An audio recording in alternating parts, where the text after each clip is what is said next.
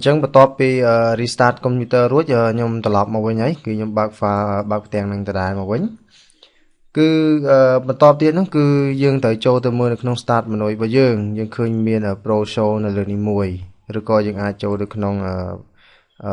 program bây dương hay dương ở mưa bị tha pro show producer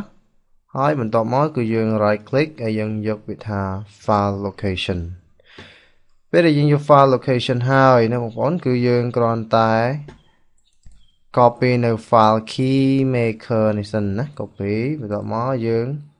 pass វាបញ្ចូលតែម្ដងហើយចុច replace មកនេះអូខេបន្តមកទៀតយើងយក activation product នេះ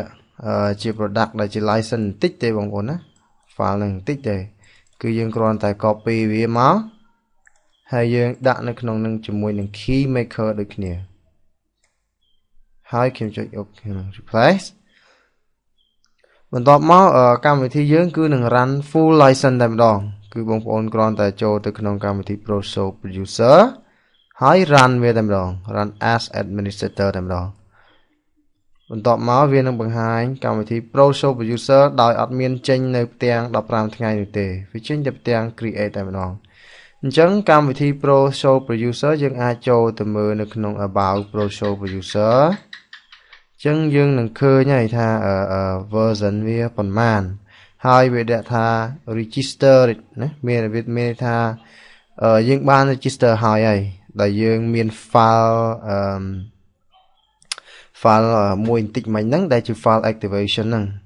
អូខេអញ្ចឹងរួចរាល់ជាមួយនឹងការ install នៅវីដេអូបន្ទាប់ខ្ញុំនឹងបង្ហាញបងប្អូនអំពីការប្រើប្រាស់នៃកម្មវិធីនឹងបន្តិចដើម្បីបង្កើត project មិនរៀបចំធ្វើមិនឲ្យត្រឹមត្រូវជាមួយនឹងកម្មវិធីហើយយើងធ្វើទៅមានការងាររបស់យើងដំណើរការលឿន